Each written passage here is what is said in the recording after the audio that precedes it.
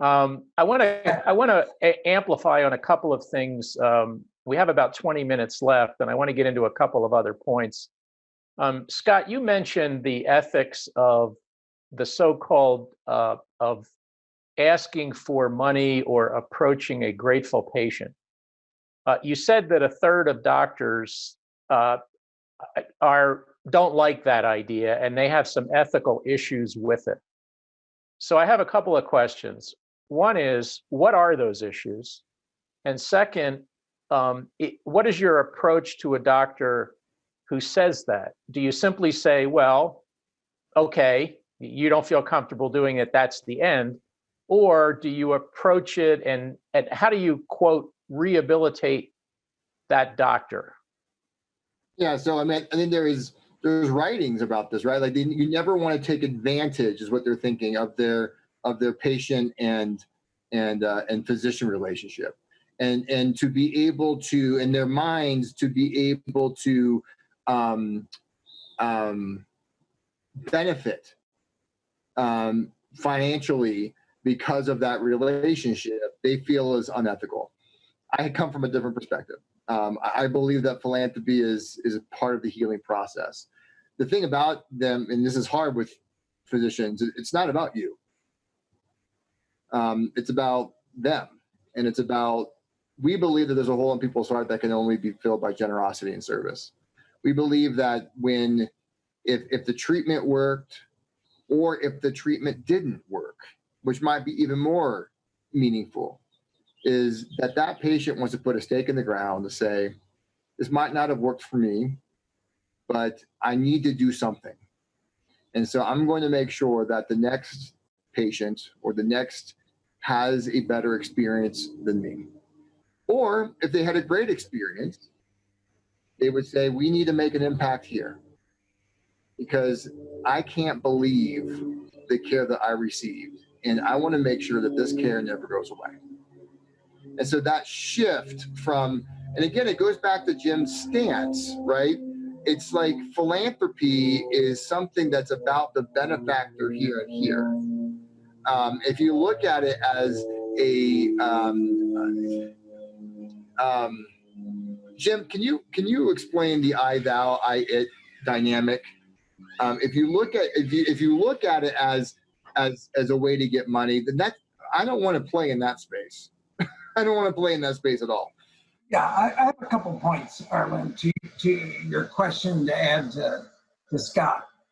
Not all will be converted. And part of our focus is to move on. So we go to that pool who understands that philanthropy is a part of the well-examined life.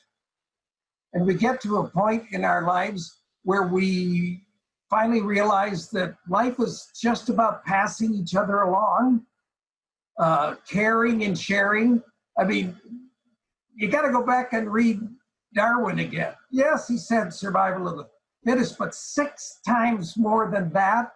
He said that hunting and gathering groups that care and share more have more offspring and live longer. We're hardwired for connection and for community and for caring and sharing. And so we should bring that alive. So the third, we will talk to and we will work through, and we tell them, if that's the way you feel, then don't do it. Don't engage in it. At Mayo Clinic, we actually told physicians, whatever you do when you're in an exam room, never ask a patient for money for your reason. Never. In fact, we had development directors, medical directors that would do that for you. We eliminated that conflict. It's not an untoward thing we do to patients. It's a portal we open to a well-examined life. In fact, it's rare that a physician asks, right? We want them to inspire. We'll acquire. Just talk about, there's an idea we've been working on. Just inspire, we'll acquire. And if that's an interest, we have a whole group of people that can talk to you about that. But right now, I'm only interested in your health. And so but you know what, Arlen? I mean, I think this goes back to just like 99.1%. I mean, one of my favorite, the thing I love about the philanthropy business is I get to meet with people that have made it. They are self-actualized. The people that can give, I mean, even $5,000, that's the 0.001% of the population, right? I'm lucky that I'm surrounded by people that can give much more than that. And what I've learned, and I think this is the thing about entrepreneurs, is it's what you say no to will define you. Right? I mean, we can be busy and we can do activity, but it's what you say no to. And it goes back to, if you say no to something, it goes back to what Jim is saying, is about focus. So I was talking to one of the entrepreneurs that started a law firm, and it turned into the largest privately held law firm in Southern California. And I just asked him, how did you do it? And he's like, what? Like, no, how'd you do it? And he said, do you really want to know? And I'm like, yeah. He's like, it happened around 20 years ago, and I was miserable. I was burned out, similar to what Jim was saying about being burned out in philanthropy. And everybody was just mad. And I was upset, and everybody was just, there was no joy in the work anymore. And we did an analysis that 80% of our headaches came from 20% of our clients. And so they fired the 20%, and their revenue went down 35%. And that's a lot. And it was like that for 2 to 3 years. But then something interesting happened, and they really fine-tuned how they accepted clients. And they changed their interview, and they interviewed clients, and joy went up, purpose went up, and it was dramatically increased. So what we do is we fire faculty. We fire benefactors.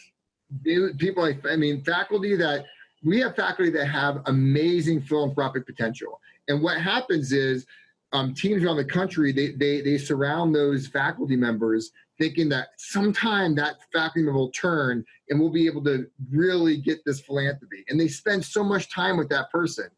We just don't do that. So we've got 5 or 6 people that could raise so much money, but they're not there here and here. And so I've got to move on. I've got to say no to that, because I have an abundance mentality, there's more over here. So physicians, it's what you say no to, right, is what will define you. And may I add, let me tell you, our whole office is not driven on hard metrics like you would see in a sales environment. We believe in more and deeper values. We run a values-based shop, and fewer rules and metrics. And part of that is we don't understand how development officers can be kind to benefactors and rude to their assistants. So we intervene immediately in situations like that. And people get, like baseball, they get 2 strikes. And so like the story about the lawyers firing their clients, this man on the line with me, Scott Arthur, has a big and beautiful heart, but we decided we're not going to work with that type of person anymore.